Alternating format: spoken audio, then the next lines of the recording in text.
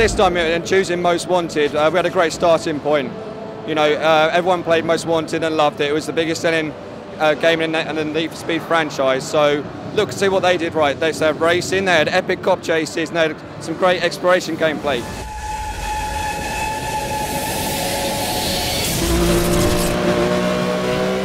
We purpose-built this city, which we're calling Fairhaven, and filled it with all of this gameplay, which, more importantly, with the new version of Autolog, we're now tracking, comparing everything you do in the game. So whether it is the jumps or the smashing the billboards, getting caught on speed cameras, all of those things we're going to track and compare. We learned a lot from Paradise. In Paradise, we had 8 finish points for all of our races because we knew that it can be quite difficult to navigate in an open world. There's always a wrong junction and a right way.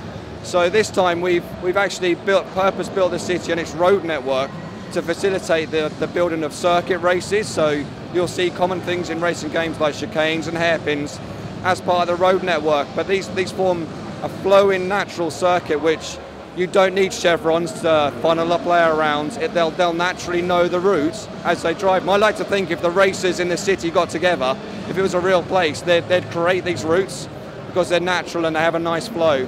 We have some rules, like we'll never turn left or right at a junction, it's always straight across, and we purpose-built the world for those. And that's just on the road, you know, it then extends to the off-road, so that's even crazier with the jumps, you know, jumping over freeways, smashing through barriers, and many more opportunities to wreck your opponents. The drift is really important. I mean, in fact, we've modified how you enter drift this time.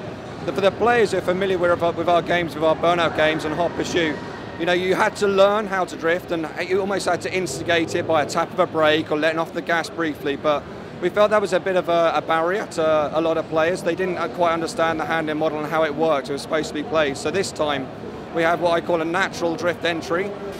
So if you're pushing the car hard, you know, you're accelerating hard at low speed, or you're going to a corner hard and braking, the car will naturally, the back will step out and we'll detect that, and we'll instigate the drift that comes in. And this is even more important when you're off-road. So this time we have many surfaces in the game. Again, it's an open world, you're not stuck to the roads. When you go off-road onto loose surfaces like gravel, the car will be even more prone to having the back step out. So you'll be naturally flowing and linking drifts together in a great way. We all know everyone wants to drive these cars fast and sideways.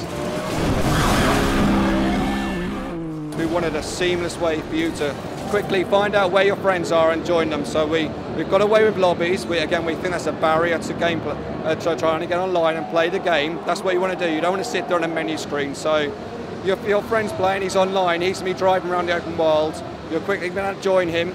Then you're both driving around the open world. And at that point, we actually serve up gameplay for you. We recognise that you're together and we'll start races by saying drive to a meet-up point. So we've got some key locations in the world like the pier, and we'll ask you all to meet up there, and the first one that gets there gets some extra points. I mean, you're trying to become #1 on the Most Wanted list of your friends, so everything you do earns you speed points. So get into the meet-up point, we'll earn you some points, and then as he arrives, all of your friends arrive, we'll start the race. And the race will be created to show off the world, and you'll be raced along, and when you've finished, then you're free to drive around in the open world, do whatever you want for a bit.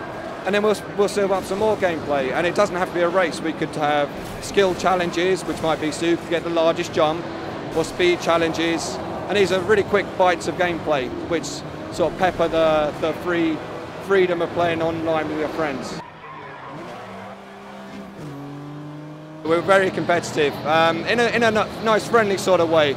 You know, if you're playing with your friends, you can talk about your tactics, how you got some fast times, and trying to close the gap. So we just do what we do naturally in the studio. We were always competing, and we had leaderboards up there, so we just replicated that and made it very easy for you to find out what your friends have been doing and make competition out of that. So you know, even if I play and you're not there, when you start playing, it'll tell you, you know, what I've been doing and create that competition. That's social gameplay, which we love.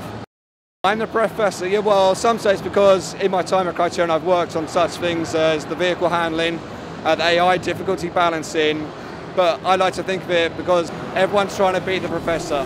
And if you look at any leaderboards at Criterion, my name's at the top. And in fact, I'm a bit worried. I'm here in E3. I'm sure there's some guys back at the studio that are chipping away at my times.